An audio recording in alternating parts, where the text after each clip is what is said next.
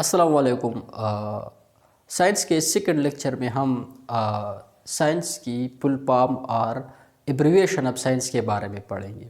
اس سے پہلے ویڈیو میں ہم نے سائنس کو ایکسپلین کیا تھا، سائنس کی definition, introduction and condition of science کو ایکسپلین کیا تھا۔ اس لیکچر میں ہم سائنس کی جو فل فارم ہے یا اس کا ایبریویشن ہے وہ ایکسپلین کرتے ہیں۔ جیسے کہ سائنس کے بارے میں ہم نے پڑھا تھا کہ سائنس یہ اصل میں کائنات میں جتنی بھی چیزیں ہیں اس کو ایکسپلین کرتا ہے، یعنی science is the explanation of the things that are exist in nature. اور اگر سائنس کو دیکھا جائے تو سائنس یہ 7 لیٹر کا کمبینیشن ہے، جس میں ہر لیٹر کا ایک معنی ہے، ایک مطلب ہے۔ آج اس سائنس کی ایبریویشن کے بارے میں پڑھیں گے، جیسا کہ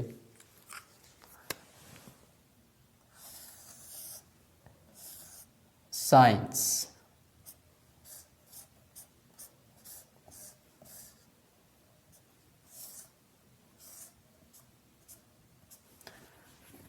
اگر لفظ سائنس کو دیکھا جائے تو یہ 7 لیٹر کا کمبینیشن ہے، جس میں ایس کا الگ مطلب ہے، سی کا ایک الگ مطلب ہے، اور آئی، ای، این، سی، ای، ہر لیٹر کا اپنا ایک مطلب ہے۔ تو ہم کہہ سکتے ہیں کہ سائنس از stands for،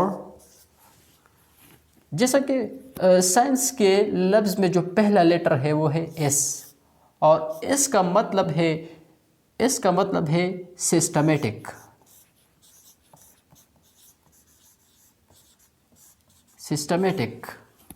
سی کا مطلب ہے کمپریہنسو۔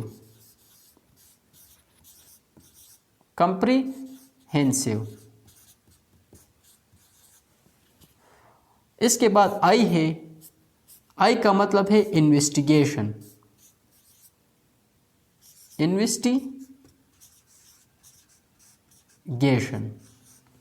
اس کے بعد ہے ای، ای کا مطلب ہے ایکسپلوریشن۔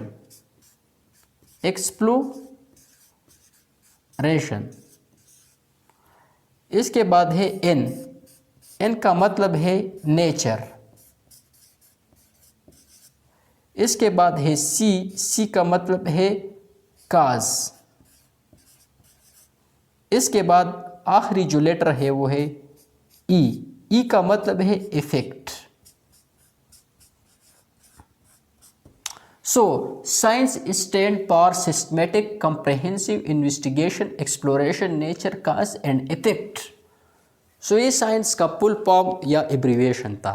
ایک ہر علم سائنس نہیں ہو سکتا، جیسا کہ پہلے بھی ہم نے بتا دیا تھا کہ سائنس یہ تجرباتی علم ہے، یعنی اگر ایک شخص ہے وہ کائنات کے بارے میں غور کرتا ہے، وہ ایک مفروضہ اخذ کرتا ہے، وہ ایک تیوری پیش کرتا ہے، تو وہ بھی اس سے جو علم حاصل ہوتا ہے اس بندے کو، تو وہ علم سائنس نہیں ہو سکتا، کیونکہ اگر وہ علم سائنس ہو سکتا تو پھر ہر شخص وہ کائنات کے بارے میں سوچتا اور پھر وہ ایک مفروضہ اخذ کرتا اور پھر وہ کہتا کہ یہ جو علم ہے یہ سائنس ہے۔ تو سائنس یہ ایک سسٹمیٹک ہے۔